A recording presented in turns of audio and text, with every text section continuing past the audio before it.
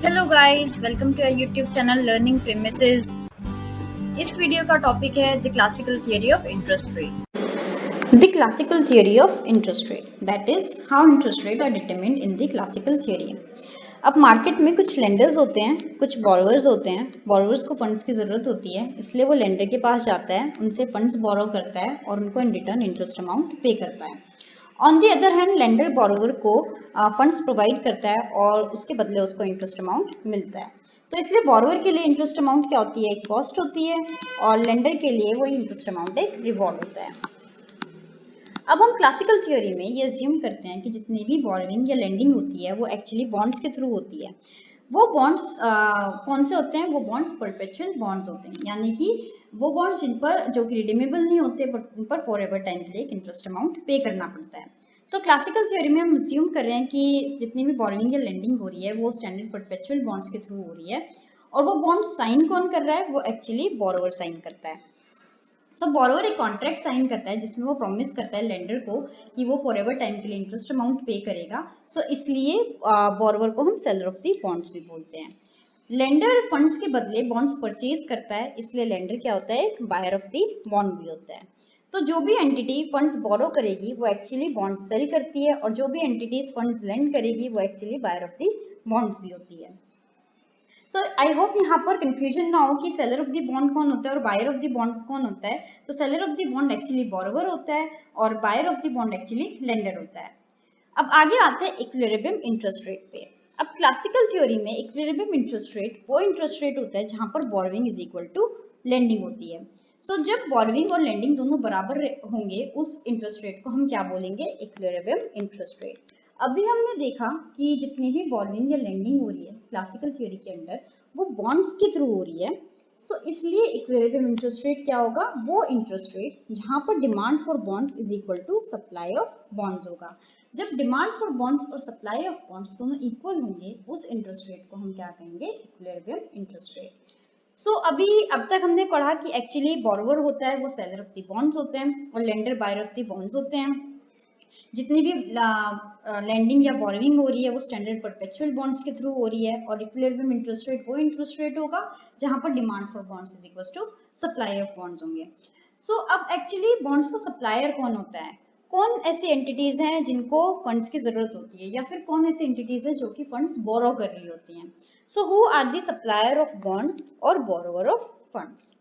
सो अब classical theory में actually सबसे पहली एंटिटी जो कि फंड्स बोरो करती है या फिर बॉन्ड सप्लाई करती है वो होती है firms. Firms goods and services produce करती है। उन गुड्स एंड सर्विसेज को प्रोड्यूस करने के लिए फर्म्स को इन्वेस्टमेंट की जरूरत होती है। सो फर्म्स एक्चुअली बॉन्ड सप्लाई करती है टू फाइनेंस इट्स इन्वेस्टमेंट। वो अपनी इन्वेस्टमेंट को फाइनेंस करने के लिए बॉन्ड सप्लाई करती है। अब सेकेंड एंटिटी जिनको फंड्स की जरूरत होती है या फिर जो फंड्स बोरो करते हैं वो होती है गवर्नमेंट। गवर्नमेंट को एक्चुअली अपने डेफिसिट्स फाइनेंस करने होते हैं, इसलिए वो फंड्स बोरो करती है और बॉन्ड्स सप्लाई करती है। सो जितना भी expenditure government over and above tax revenue करेगी उस एक्सपेंडिचर को government through supply of bonds finance करेगी। सो इसलिए दो एंटिटीज होती हैं, दो सप्लायर्स हैं, दो एंटिटीज हैं जो कि बॉन्ड सप्लाई करती हैं। पहली है फर्म्स, दूसरी है गवर्नमेंट। इसलिए टोटल सप्लाई ऑफ बॉन्ड्स हमारा क्या हो जाएगा? I plus G minus T. I stands for investment, investment कौन कर रहा है? फर्म्स कर रही है। G minus T stands for deficits, deficits term use करिए गवर्नमेंट की डेफिसिट्स फाइनेंसिंग के लिए। सो इसलिए टोटल सप्लाई ऑफ बॉन्ड्स क्या हो जाएगा? I plus G minus T. अब हमने देख लिया कि सप्लायर ऑफ बॉन्ड्स कौन होता है, वो होती है फर्म्स और गवर्नमेंट।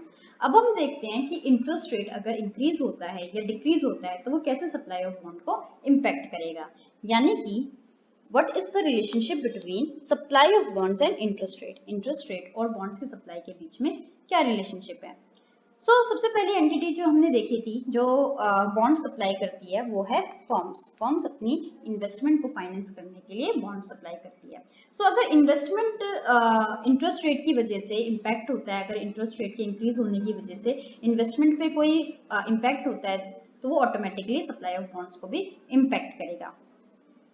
इसलिए पहले हम देखेंगे कि इंटरेस्ट रेट और इन्वेस्टमेंट के बीच में क्या रिलेशनशिप है और फिर इन्वेस्टमेंट की वजह से कैसे सप्लाई ऑफ बॉन्ड्स इम्पैक्ट हो रहे हैं।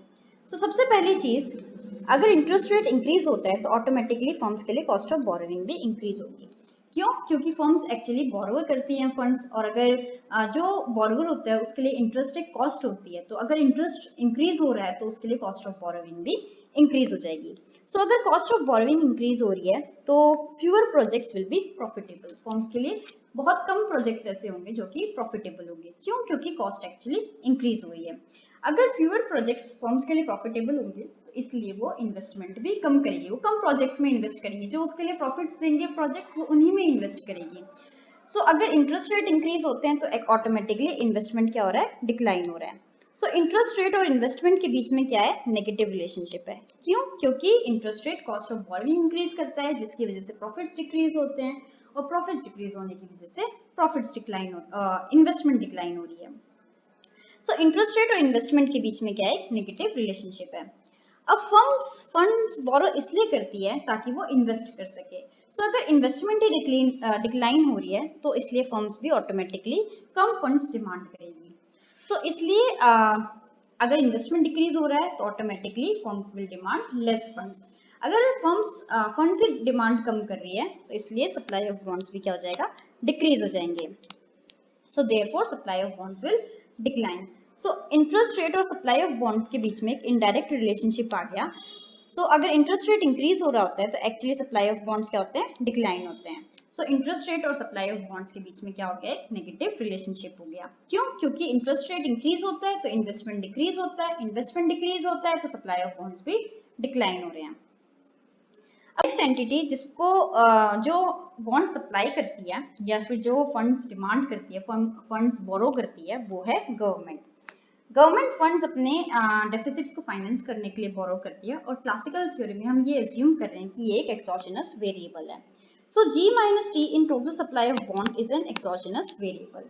So total supply of bonds क्या होगा? I plus G minus T, और ये क्या होगा? इंटरेस्ट रेट से नेगेटिवली रिलेटेड होगा। क्यों? क्योंकि इन्वेस्टमेंट इंटरेस्ट रेट से नेगेटिवली रिलेटेड होता है। सो इन्वेस्टमेंट इंटरेस्ट रेट से नेगेटिवली रिलेटेड है, और G minus T term actually exogenous variable है।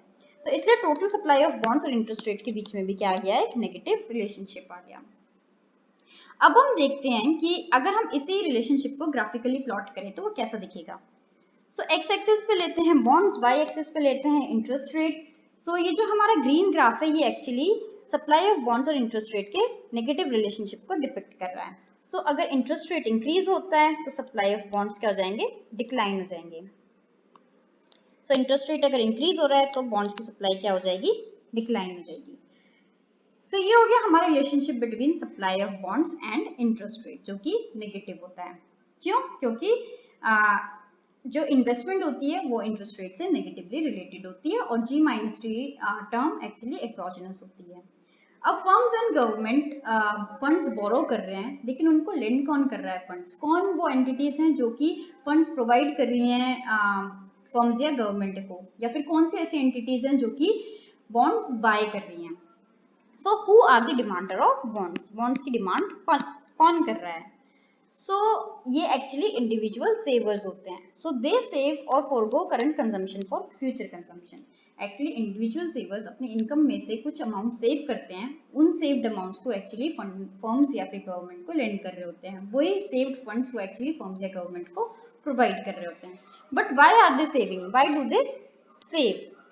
क्योंकि उनको इन रिटर्न इंटरेस्ट रेट मिलता है, इसलिए इंडिविजुअल सेवर्स जो सेवर्स होते हैं वो सेव कर रहे होते हैं फंड्स को। सो अगर इंटरेस्ट रेट यहाँ पर एक रिवॉर्ड की तरह वर्क करता है। So if interest rate increases then it provides more incentive for the savers to save more. क्योंकि अगर इंटरेस्ट रेट इंक्रीज हो रहा है तो सेवर्स के लिए एक रिवॉर्ड इंक्रीज हो रहा है, तो इसलिए वो ज्यादा सेव करेंगे। सो अगर इंटरेस्ट रेट इंक्रीज होता है तो फंड्स एक्चुअली जो कि सप्लाई कर सकते हैं बॉर्वर्स को, जो कि लेंड कर सकते हैं बॉर्वर्स को, वो एक्चुअली ज्यादा हो रहे हैं, वो एक्चुअली इंक्रीज हो रहे हैं। सो इंटरेस्ट रेट इंक्रीज होने की वजह से सप्लाई ऑफ लोनेबल फंड्स या फिर डिमांड फॉर बॉन्ड्स भी इंक्रीज होता है। So there is a positive relationship between interest rate and supply of loanable funds या फिर demand for bonds. So demand for bonds और इंटरेस्ट रेट के बीच में क्या आ गया? एक पॉजिटिव रिलेशनशिप आ गया। अब इसी रिलेशनशिप को हम ग्राफिकली डिपिक्ट करते हैं।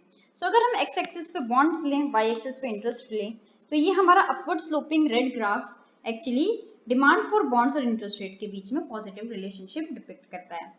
So if interest rate increases, then reward for the savers also increases. Therefore, demand for bonds also increases. So अगर interest rate increase हो रहा है, so demand for bonds भी increase हो रहे हैं. So ये हो गया हमारा relationship between demand for bonds and interest rate. So I hope अब ये relationship clear हो कि supply of bonds और interest rate के बीच में actually negative relationship होता है, जो कि हम green graph से depict कर रहे हैं, और डिमांड फॉर बॉन्ड्स और इंटरेस्ट रेट के बीच में पॉजिटिव रिलेशनशिप होता है, जो कि हम रेड ग्राफ से डिपिक्ट कर रहे हैं. अब हम देखते हैं कि equilibrium rate of interest rate क्या होता है.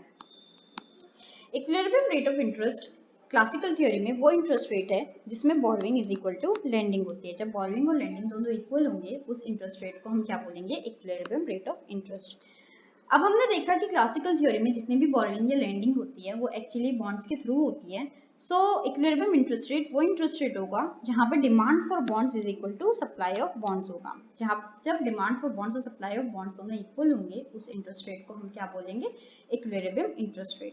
सो अब हम दोनों ग्राफ को कंबाइन करते हैं. हमारा red graph demand for bonds दिखाता है और green graph supply of bonds दिखाता है. तो ये दोनों ग्राफ एक्चुअली एक पॉइंट पे इंटरसेक्ट कर रहे हैं. उस पॉइंट को हम क्या बोलेंगे? इक्विलिब्रियम पॉइंट बोलेंगे. सो इन दिस ग्राफ वो ई पॉइंट जो है ये हमारा इक्विलिब्रियम पॉइंट डिपिक्ट करता है, और इस पॉइंट पे आई स्टार हमारा इंटरेस्ट रेट है. सो आई स्टार पे एक्चुअली सप्लाई और डिमांड दोनों इक्वल हैं बॉन्ड्स की. सो इसलिए आई स्टार हमारा क्या हो गया? Equilibrium interest rate. एट आई स्टार हमारे कितने बॉन्ड्स डिमांड एंड सप्लाई हो रहे हैं? वो हैं एल स्टार. सो ये हो गया हमारा इक्विलिब्रियम इंटरेस्ट रेट, जहां पर सप्लाई और डिमांड फॉर बॉन्ड्स क्या होता है? इक्वल होते हैं. सो ये हो गया हमारा equilibrium interest rate and supply of bonds and demand for bonds. अब हम नेक्स्ट वीडियो में पढ़ेंगे कि अगर ये सप्लाई और डिमांड फॉर लोनेबल कर्व या फिर सप्लाई और डिमांड फॉर बॉन्ड्स अगर ये कर्व शिफ्ट होते हैं तो वो कैसे इक्विलिब्रियम रेट को इम्पैक्ट करेंगे, इक्विलिब्रियम इंटरेस्ट रेट को इम्पैक्ट करेंगे. सो पहली चीज़ तो ये कि ये दोनों कर्व शिफ्ट कब होते हैं. दूसरी चीज़ ये कि जब ये शिफ्ट होते हैं तो वो इक्विलिब्रियम रेट ऑफ इंटरेस्ट को कैसे इम्पैक्ट कर रहे हैं. सेकंड चीज हम पढ़ेंगे कि इंटरेस्ट रेट को ऑटोमेटिकली स्टेबलाइजर क्यों कहा गया है. क्लासिकल थ्योरी में इंटरेस्ट रेट का दूसरा नाम एक ऑटोमेटिक स्टेबलाइजर भी बोला गया है. सो इंटरेस्ट रेट को हम ऑटोमेटिक स्टेबलाइजर क्यों बोलते हैं.